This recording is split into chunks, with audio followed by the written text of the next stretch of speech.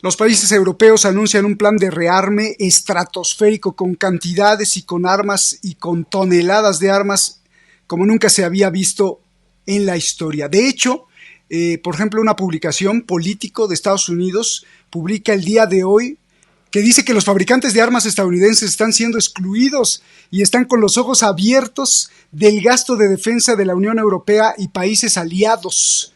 Debemos comprar más productos y esto significa un despilfarro de dinero como nunca antes se ha visto.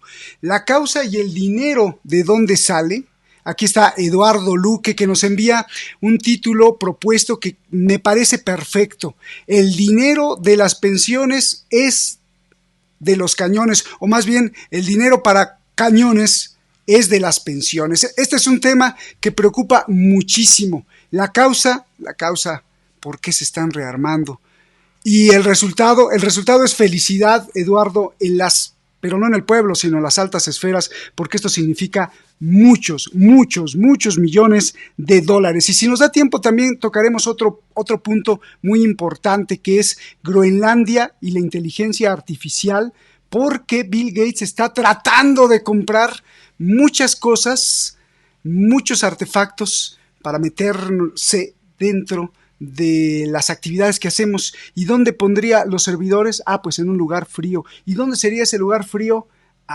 Para enfriar los servidores, pues donde Donald Trump pretende apropiarse de la isla más grande del planeta. Veamos. Eduardo, bienvenido, muchísimas gracias. Gracias por estar aquí y gracias por alertarnos y señalarnos todos estos temas que no simplemente son lo más actual, sino que nos van a repercutir a todos los seres humanos. Te escucho con mucha atención y adelante con el dinero de las armas o el dinero de las pensiones para cañones. ¡Qué título, qué título! Gracias, Eduardo. Gracias a vosotros y a ti y a los que están detrás de la cámara, a Xavi especialmente, que están ahí trabajando, en fin, para que estos programas salgan adelante. Sí, efectivamente, es una frase que se me ocurrió el otro día, que no es mía, es de un compañero pensionista que hablábamos el otro día en la calle y se le ocurrió esa frase, ¿no? Así que recuerdos para él, precisamente porque se me abrió la luz, ¿no? Que yo digo, mira, esta frase para el comienzo de un programa podría ser interesante, ¿no? Porque efectivamente estamos viendo cómo el dinero de las pensiones y el dinero de los beneficios sociales se va a ir para la guerra, se va a ir para que los grandes grupos militares y financieros hagan la hucha gorda nuevamente como no lo habían hecho nunca. De todas formas hay que matizarlo un poco, porque la historia, la hemeroteca está ahí también para ilustrarnos. Lo que está haciendo ahora la Unión Europea, esos 800.000 millones que dicen que van a invertir para el momento en 5 años, lo que hemos de entender claramente es que ese dinero es la inversión que hace la Unión Europea para la Tercera Guerra Mundial. Es decir, ese dinero se piensa usar. Esas armas que se compren no son para tenerlas en un almacén, no son para que los tanques se oxiden o los cañones se oxiden. Esas armas se comprarán para ser usadas. Esto es la primera condición que se ha de tener clara. Porque las armas es un instrumento que produce beneficios para que las produce las grandes compañías financiero-industriales que las fabrican, pero que hay que renovarlas y para renovarlas hay que usarlas, porque si no se usan no hay motivo para renovarlas. ¿Por qué ha entrado la Unión Europea en guerra? Porque es así, podemos decirlo de forma clara.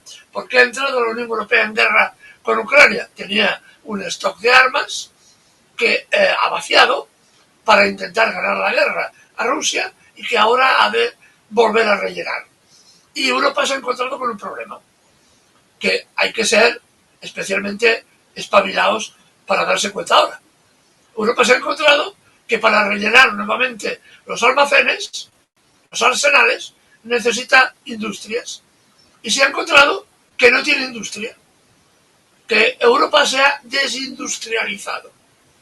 Cuando el neoliberalismo, que está en el quid de la cuestión, en el centro de la política de la guerra, cuando el neoliberalismo hace 20 años se desarrollaba con enorme pujanza, los industriales europeos y occidentales, norteamericanos también, decidieron que era más barato llevarse la industria de Europa a Asia y decidieron desindustrializar Europa. Europa queda como un continente de servicios con muy poca industria y esa industria se traslada a China. China y los países asiáticos, especialmente China. Y es por eso que China se convierte en una potencia industrial de primer orden y Europa se desindustrializa como Estados Unidos también. Aquí está el quid de la cuestión. ¿Y ahora qué han decidido? Ahora se han dado cuenta que la crisis económica que nació en el 2008 sigue empujando la economía occidental y ahora han decidido reindustrializarse. ¿Y cómo lo hacemos? Cuando China es la fábrica del mundo. ¿Cómo lo hacemos? Nos reindustrializamos con industrias para la guerra. Y esto es el kit de la cuestión ahora. Hay que beneficiar nuevamente a las clases sociales dirigentes que nos habían arruinado con el tema de la desindustrialización. Ahora han cambiado de parecer, ven que la industrialización es un gran negocio, pero como no pueden competir con China en calidad, ni en cantidad, ni en precio, pongamos los coches eléctricos, que está el modelo más barato que está sacando China, costaría aquí, sin aranceles, en torno a $9.000, unos 9.000 euros, un coche nuevo de trinca, eléctrico, costaría $9.000, cuando un Volkswagen, pues, a ver, fácilmente cuesta el doble o el triple y tiene las mismas prestaciones. Esto es la realidad de lo que ahora hay. Como Europa no puede competir con China, ha decidido competir en otro ámbito, en el ámbito de la guerra. Y por tanto, primero hay que inventar un enemigo, y el enemigo es Putin, el enemigo es Rusia. Y ahora ya comienzan a hablar, porque ya ven la guerra de Ucrania perdida. La Unión Europea comienza a hablar que su enemigo es China. Dices, podría tener algún sentido geográfico, decir, bueno, mira, la guerra se está librando en suelo europeo. ¿No? Podemos tomar partido por un bando o por otro. Pero dices, ¿qué demonios se nos ha perdido a nosotros contra China? Pues ahora intentan formatear la opinión pública para que nuestro enemigo no solo sea Rusia, sino que también sea China. Pero, obviamente, a los europeos, los chinos no nos han hecho nada. Los únicos que reciben, digamos, daño de los chinos son la clase alta europea, que había apostado por forrarse a costa de China, enviando sus fábricas allá, y ahora se dan cuenta que los chinos no se están comiendo, le han comido el terreno. Esta es la realidad. Y aparte hay dos ideas más que yo quiero dejar constancia, que tienen mucha relación con lo que estamos viendo en Ucrania y la guerra. Una es que, como ya he dicho, hay unas razones económicas, que es el neoliberalismo, que ahora ya está de capa caída como modelo económico, pero hay factores ideológicos muy interesantes. Uno, la creencia de la supremacía occidental sobre el resto de países y continentes del mundo. Los occidentales éramos la flor, la luz que iluminaba el mundo, ¿no? La clase alta occidental pensaba todavía en esquemas de colonialismo, de invadir China, de las guerras del opio del siglo XIX, que Inglaterra era la reina de los mares, cuando hoy ya es una sombra de lo que fue, incluso menos que una sombra.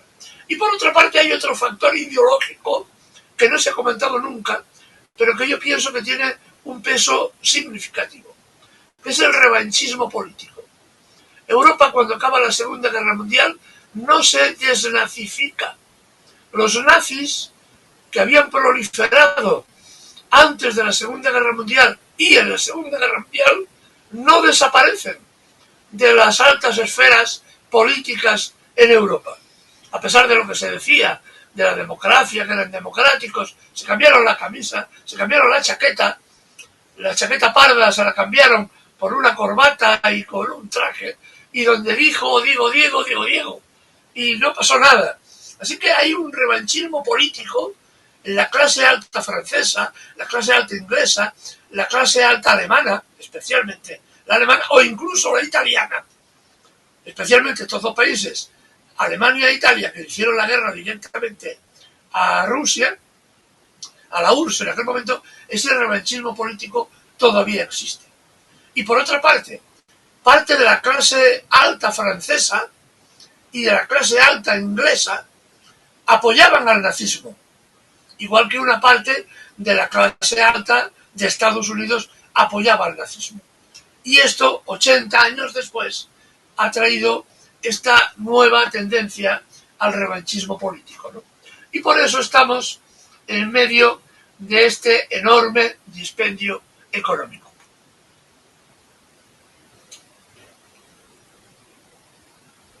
Oye, Eduardo, tú nos envías una frase de Jean-Paul Sartre que es maravillosa. Bueno, yo de hecho, con todo lo que has explicado, yo creo que ya explicaste todo el programa porque lo has dejado clarísimo. Pero me gustaría, así como dijiste, matizar. Eduardo nos manda una frase que dice: cuando los ricos se hacen la guerra, son los pobres los que mueren. Creo que es una frase perfecta para el programa de hoy. Esta es del filósofo Jean-Paul Sartre. Y sale de ahí una pregunta que te digo, bueno, ya nos explicaste que incluso Putin no es el malo, sino que es la excusa para todo esto que está pasando. Pero la pregunta entonces es, ¿la seguridad para quién es, Eduardo? La seguridad en realidad es una falsa idea. Nos dicen, para estar seguro hay que rearmarse hasta los dientes. El gran problema es, primero, ¿seguridad contra quién? Porque hasta la presente Europa no tenía enemigos. No tenía enemigos. Hasta que decidieron en 2014, fíjense bien, en 2014 se decide la Unión Europea, en una reunión que hacen en Gales, deciden que han de incrementar el presupuesto militar europeo en un 2%. Fíjense que esa cifra vuelve a salir ahora. Ahora ya no, ahora ya el señor Rutte, el secretario general de la OTAN, dice que hay que llegar a 5, ¿no? Es decir, aquí a ver cuál la dice más grande para que el amo del cortijo, que es el señor Trump, y del señor Trump, los amos del señor Trump, pues son la Grumman, la Boeing, todas estas grandes empresas, le den el placer. Pues bueno, este señor está diciendo que el 5% ya, ¿no? Yo lo digo más gordo que tú, porque soy más listo. A mí lo que me asombra, sinceramente, ustedes fíjense, les hago esta mención, que cuando vean al señor Rutte, secretario general de la OTAN, hablando por televisión, aún hablando de cosas increíblemente serias, como es la guerra y la muerte, el señor se ríe siempre. Lo que yo me pregunto, ¿de qué se ríe? Hoy, por ejemplo, un analista norteamericano y además senador de Estados Unidos, ex senador de Estados Unidos, le hicieron una entrevista en la televisión y hablaba de una cifra terrorífica. Los muertos ucranianos superan de 1.200.000. 1.200.000 hombres han sido sacrificados ya en la guerra de Ucrania por parte del régimen ucraniano. Mira, ahí está riéndose Rutte. Sí, siempre. Este rictus perpetuo del señor Rutte, pero es que en este caso con el señor Trump, o en el otro caso, hablando del rearme militar, el señor riéndose. Yo realmente es una cosa que cuando uno habla de guerra y de armas, risa poca, porque a fin de cuentas dices, esto significa la muerte de muchos miles de hombres, ¿no? A esta gente les es igual, les es absolutamente indiferente. Pues bien, como decía, El tema de la guerra en Ucrania comienza en la cumbre de Gales, en 2014. No es de ahora. Esto que dice la señora Ursula von der Leyen de rearmar Europa, mentira. Europa viene rearmándose. Se ha gastado desde el 2012, tengo aquí los datos, hasta el año 2000, desde el 2014 se ha gastado a razón de 350.000 millones de euros, lo que se ha gastado ya la Unión Europea para alcanzar el 2% del PIB que se le exigía, ¿no? Y estas cifras no incluyen otros aspectos relevantes. Son cifras de inversión militar pura, es decir, compramos un tanque, ¿vale? Pero, por ejemplo, no están incluidos nunca las inversiones que se hacen en investigación para que ese tanque tenga la mejor óptica, el mejor diseño, el mejor motor. Esas investigaciones, que son civiles, que están pagadas con el presupuesto civil, después se utilizan para que las armas sean más eficaces. Eso no se contabiliza, raramente no se contabiliza nunca como gasto militar. Así que el gasto militar en realidad es mucho más alto de lo que se nos dice, ¿no? Decir que los datos, si quieren constatarlos, los obtengo del SIPRI, el Instituto Internacional de Estocolmo de Investigación para la Paz, que es uno de los institutos de investigación más solventes que existen, si no el más solvente sobre este tema, ¿no? Lo que decía este organismo es que Europa, en este periodo hasta el 2022, había gastado más dinero proporcionalmente a la población y los recursos que durante toda la Guerra Fría. Así que en realidad estamos rearmándonos, ya nos hemos rearmado más que en la época de la Guerra Fría. Y esto es un elemento también pero que muy importante. Y un dato relevante, ¿no? Desde el 2013, el incremento del presupuesto militar para Europa ha subido en un 30%. Ahí es nada. Bien, estas cifras palidecen con lo que ahora está proponiendo la señora Ursula von der Leyen y algunos de estos personajillos de la política europea que se apuntan al carro. Y una nota simpática, ¿no? Porque aquí no hay nada simpático. Esto es una barbaridad. Pero una nota curiosa, ¿no? Los países que han llegado últimamente a la OTAN son como los conversos a una nueva religión. Los conversos a las nuevas religiones eran los más duros. Eran los más duros contra aquellos que se desviaban de la religión. Recuerdo, por ejemplo, de haber leído historias de algunos grandes obispos españoles que eran judíos y que fueron reconvertidos al cristianismo sí o sí, y que de pronto se volvían los más duros y eran los que proponían las mayores matanzas contra los judíos o los árabes aquí en España cuando fueron expulsados, ¿no? Es decir, estos conversos son los más peligrosos. Pues bueno, por ejemplo, un converso enorme es Finlandia. Finlandia entró en la OTAN hace muy poquitos años, pues ha incrementado su presupuesto militar en un 36%, nada menos.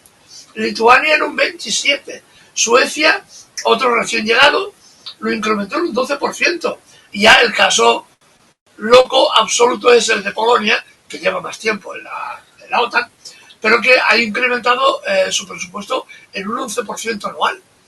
Y ya está diciendo que es poco, que ha de movilizar 500.000 hombres para prepararlos para la guerra, que impone ya el servicio militar obligatorio y que encima está pidiendo a Estados Unidos armas nucleares para defenderse de no sabemos quién.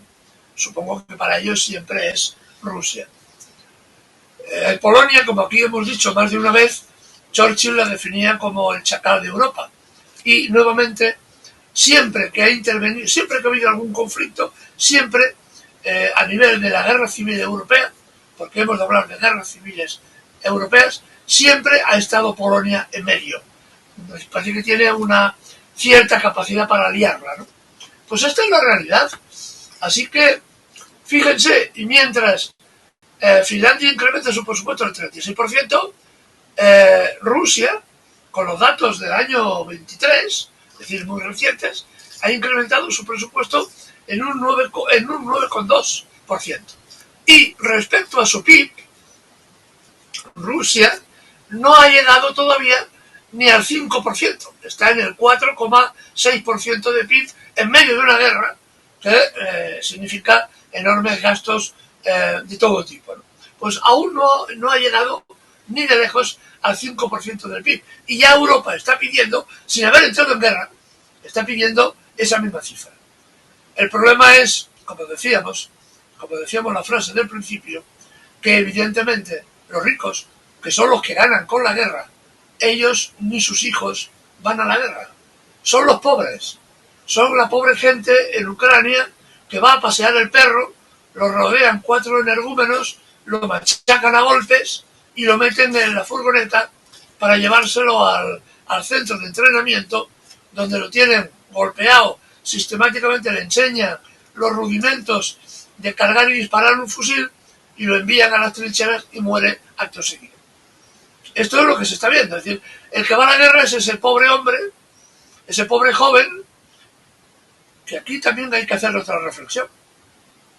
Es el hedonismo en el que ha caído gran parte de la juventud europea, incluidos los ucranianos, que han creído la propaganda de estos criminales y ahora lo están pagando con centenares de kilómetros de tumbas en Ucrania.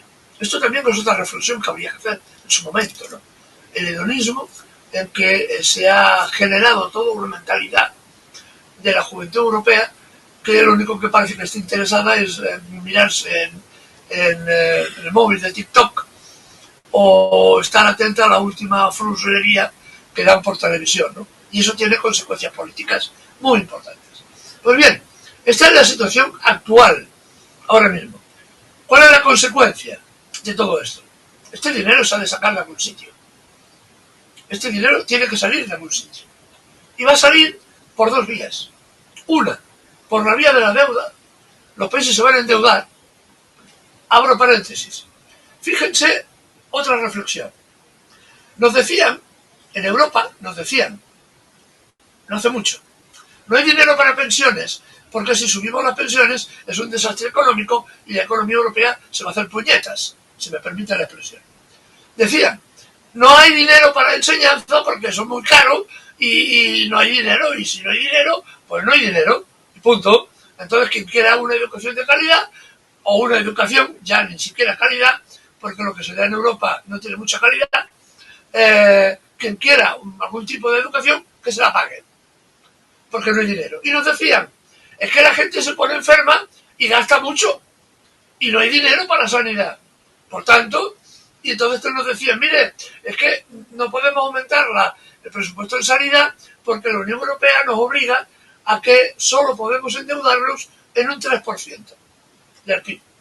En un 2, 2,5%, cuando el COVID nos permitieron un 3%, ahora vuelven al 2%, solo podemos endeudarnos en un 2%.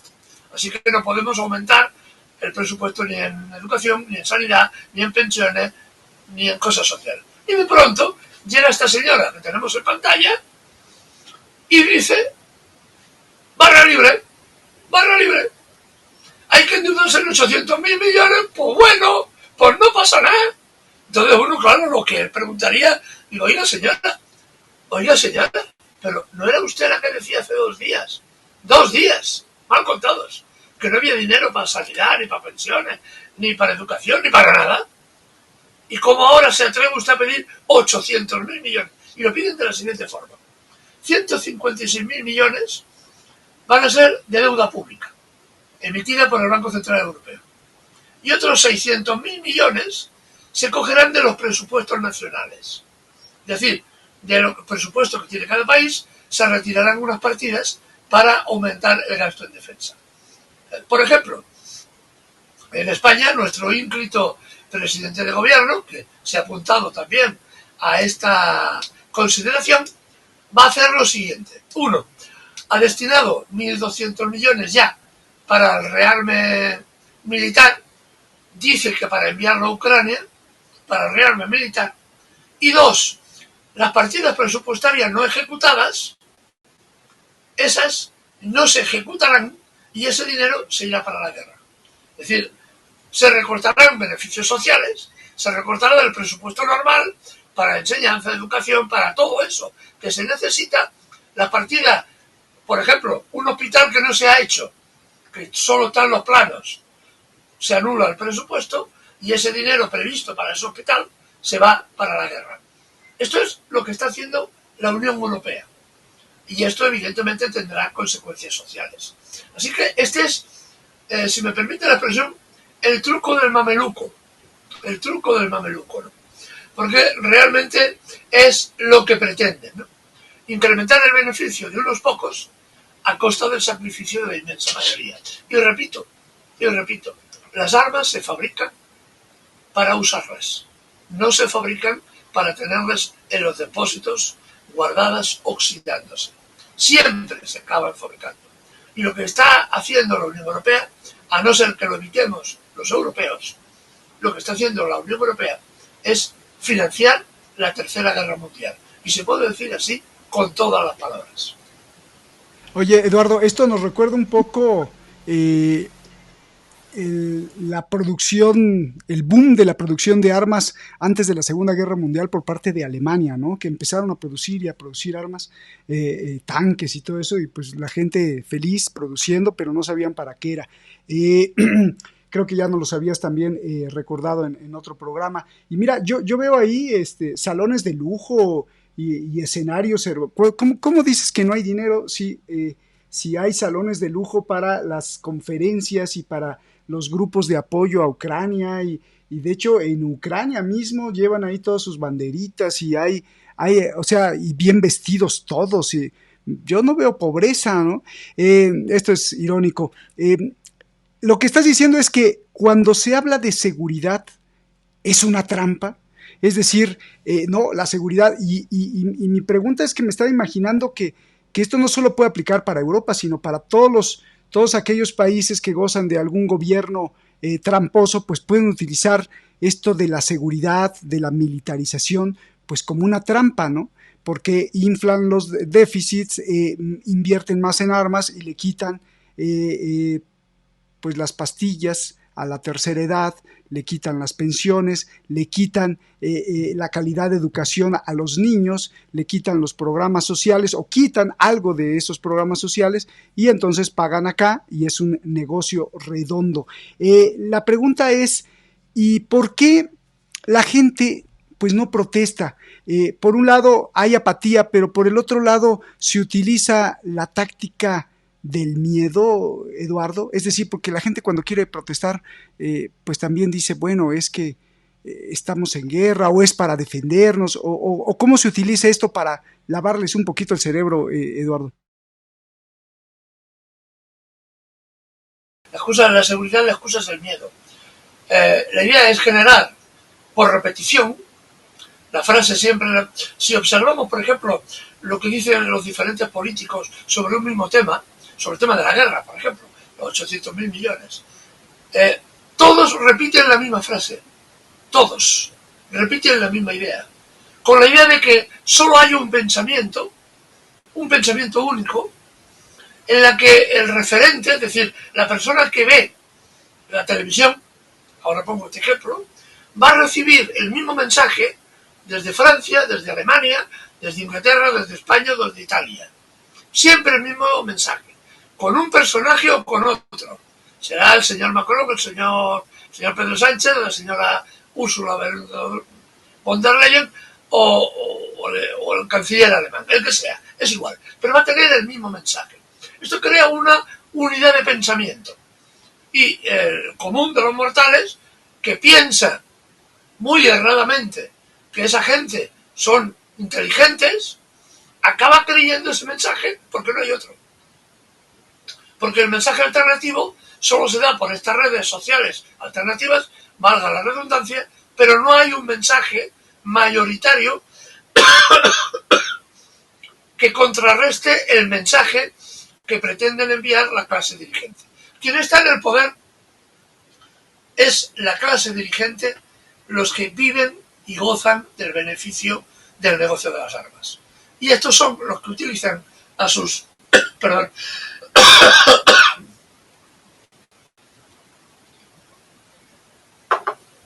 utilizan a sus dirigentes políticos para reforzar esta idea.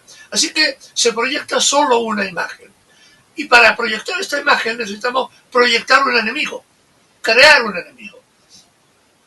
Cuando yo recuerdo, en los años 70, que el gran enemigo, y había cantidad de películas de Hollywood en las que hablaban que el chino era taimado, era malévolo, había un personaje, cuando yo era crío, que se llama Fu Manchu, una serie, me acuerdo de pequeño, que evidentemente todos los chinos que salían eran chinos malos, chinos taimados, chinos perversos, ¿no? Era la época de la guerra de Corea, así que los malos eran los chinos, tenían que ser los chinos. Así que se generaba ya un miedo al extraño, un miedo a ese chino que nos iba a invadir, que eran aquello, efectivamente, con un bigote enorme, y es un personaje cruel, ¿no? Ahora son los rusos.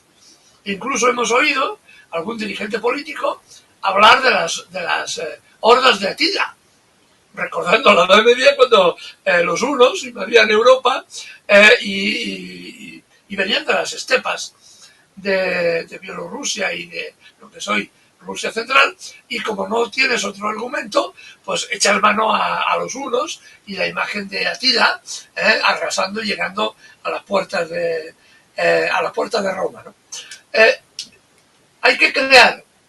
Hay que fomentar el miedo y crear un enemigo. Ahora el enemigo es Rusia, igual que dentro de poco aparecerá un nuevo enemigo que nuevamente será China. Porque Estados Unidos ha ordenado a sus vasallos europeos que se focalicen a partir de ahora, no solo en el tema de Ucrania, que ya está perdido, sino sobre todo en el nuevo enemigo que será China. Así que nuevamente veremos al señor Fu Manchu con los bigotes y con la barba, aquella que tenía, siendo una persona maligna de la que nos tenemos que defender. Esto es la idea que nos quieren proyectar. Y para eso cuentan con una enorme arma que no tenían en los años 70, que es esa que tú has comentado, al final de la cual hablaríamos, pero que yo pienso que es conveniente hablarla ahora. Y doy un dato. Hace muy pocas semanas, una semana y media, ha salido a la prensa, la negociación ya venía, evidentemente, de muy atrás. Bill Gates acaba de comprar la mayor o una de las mayores empresas de ciberseguridad de Israel.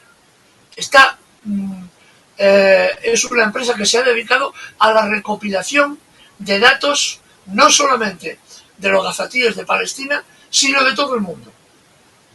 Datos personales de los cuales nosotros no tenemos ni idea, que están en manos de terceras personas y que van a ser procesados en los ordenadores que tiene Bill Gates, y que Bill Gates está deseando crear nuevas industrias de este tipo en Groenlandia, como decíamos, porque le resulta más barato enfriar los ordenadores, que requieren mucha electricidad para manejar tantos datos, requieren mucha electricidad, solo para que tengan una idea. Hay lugares donde Microsoft necesita tanta energía para hacer funcionar sus servidores como la que produce una central nuclear. Toda la producción de una central nuclear sirve para alimentar los servidores de Bill Gates y de algunas de sus empresas de alta tecnología. Por tanto, es mucho más barato colocar estos servidores en Groenlandia. ¿Por qué? Porque hace mucho más frío y se puede obtener electricidad mucho más barata y se baja el costo de producción. Pues bien, Bill Gates ha comprado esta empresa israelita, que es la que ha recopilado la mayor parte de los datos, la del sector 830, es una empresa de alta seguridad que fue atacada reiteradas veces en este conflicto del último año por los iraníes, por los yemeníes y por los miembros de Hamas, porque esta empresa reúne enorme cantidad de información que ahora tiene Bill Gates. La ha comprado por 32.000 millones de dólares, que no es poca cosa. Pero los datos que ahora posee no solo afectan a todo Oriente Medio, sino a toda Europa, porque ha ido recogiendo datos de todo tipo, de lo más inimaginable. Eso se estructura después en algoritmos y se puede determinar, se puede hacer predicciones de comportamiento social, que esto es a lo que veníamos.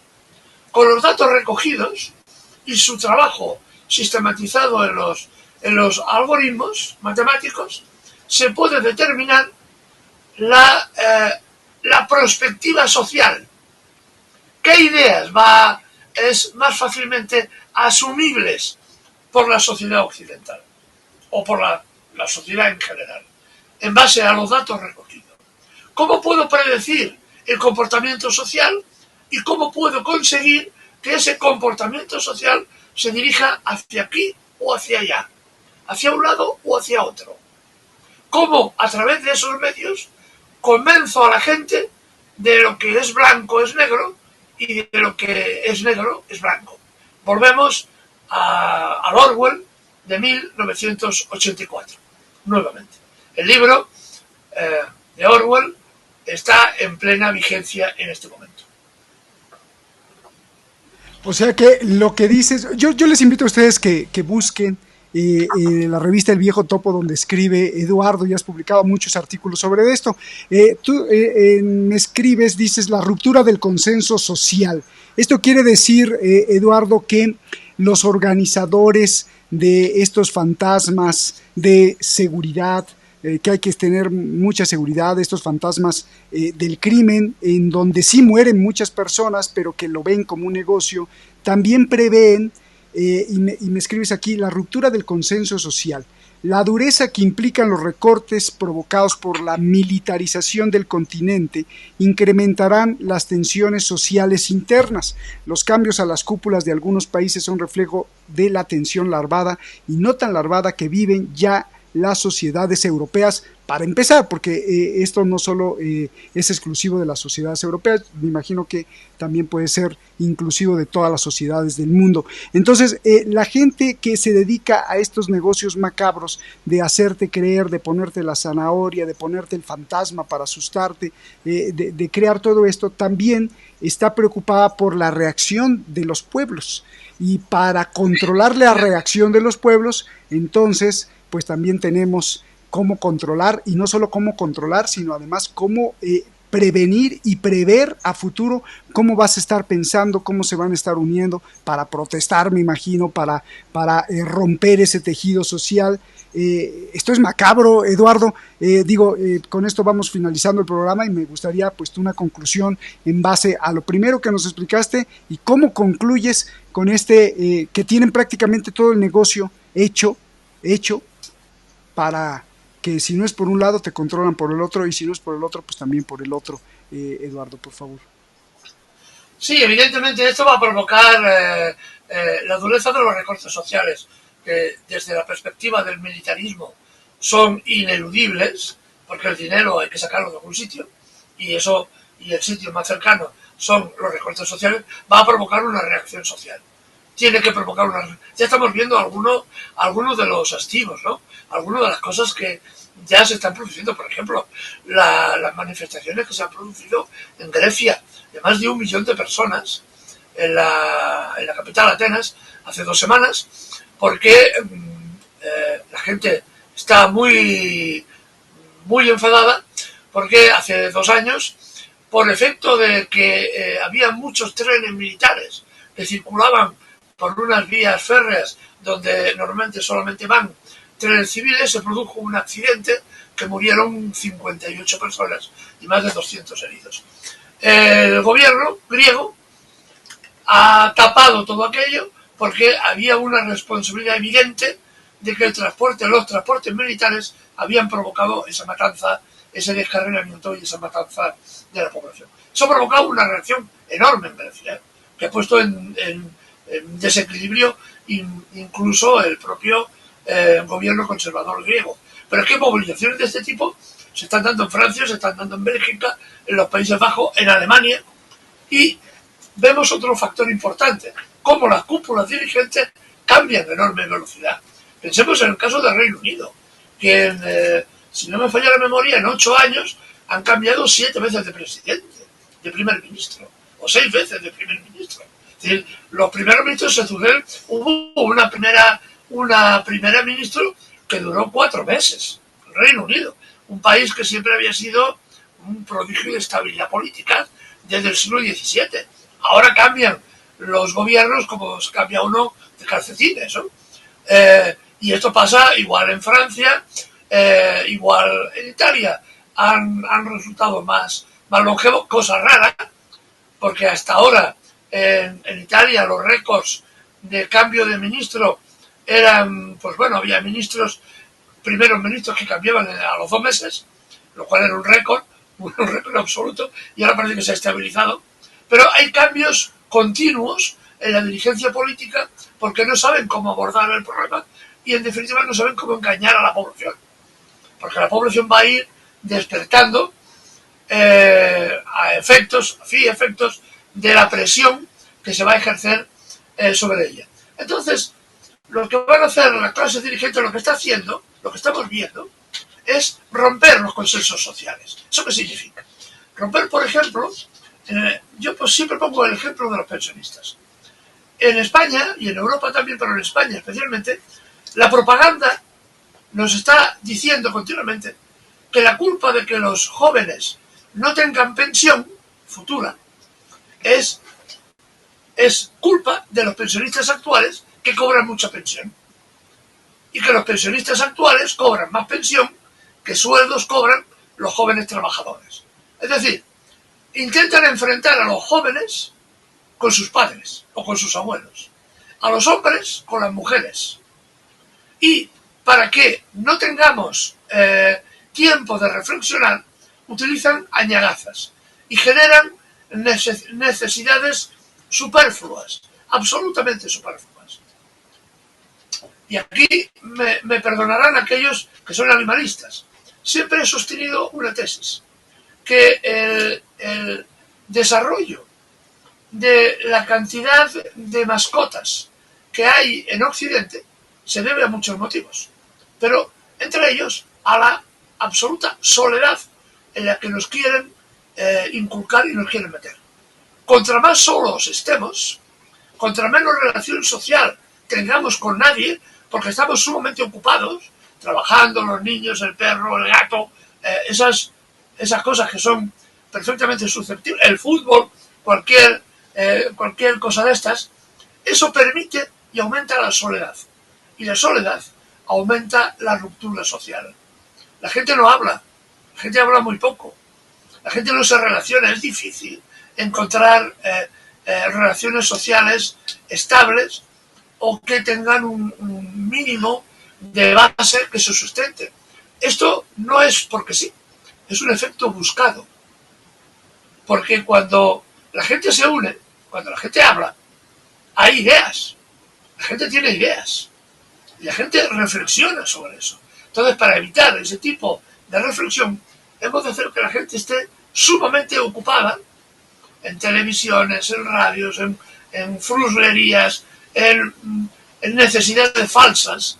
Ahora, por ejemplo, había una moda aquí en Occidente de las mujeres y también de los hombres, ¿no? Los hombres han de estar en una perfecta forma física, entonces hay que cuidar el cuerpo, hasta extremos que dices uno pensaría, su foro interno, y muy bien, ¿no? ¿Y para qué me quiero morir estando sano?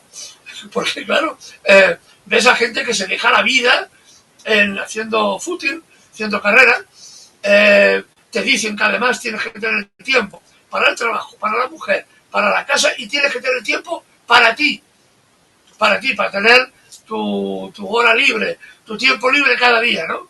Llega un momento en que no tienes tiempo ni para dormir, ¿no? Porque has de ser feliz según las normas que te indican. Pero lo que pretenden es aislarnos socialmente. Romper los consensos sociales significa eso, para poder enfrentarnos más fácilmente a los hijos con los abuelos, con los padres ya es normal, porque fuera ley de vida, pero sobre todo los nietos con los abuelos y los maridos con las mujeres, ¿no? También. Y evidentemente aislarnos, porque contra más nos aíslen, mejor nos pueden dominar. Muchísimas gracias, Eduardo. Gracias. Y creo en lo personal que cuando la maravilla de la construcción de las neuronas, de los sistemas nerviosos de tu cerebro, porque es maravilloso adentrarse al estudio de la bioneurología, por ejemplo, y te das cuenta de qué tan maravilloso es pues todo esto que es un ser humano. Eh, y cuando ves la guerra, creo que pues toda esa maravilla ha fallado, ha fallado. Y ha fallado en muchas cosas porque quizá los seres humanos, quizá, no lo sé, tengamos la inteligencia, los sentimientos, las emociones suficientes para evitar la guerra, poniéndonos de acuerdo o utilizando al máximo nuestra inteligencia y nuestra capacidad de simpatía y empatía con el otro para poder conciliar las cosas que se quieren supuestamente arreglar con la guerra. Pero aquí está Eduardo Luque para decirnos que todo eso es un invento, una trampa, una trampa. Eduardo, muchísimas gracias y no hay que caer en la trampa. Gracias, te agradezco mucho y pues nos estamos viendo para la próxima. Y a nombre pues de toda la comunidad, de todos los seguidores, de todos tus seguidores, porque tienes muchísimos seguidores que siempre están preguntando por ti, pues muchas gracias, Eduardo, por ser este faro de luz que nos aporta muchos elementos para poder concebir con más claridad la realidad. Gracias. Y a ti que nos ves en cualquier parte del mundo, pues muchísimas gracias. Gracias por estar aquí. Nos vemos hasta la próxima y muy, muy buenas noches. Gracias.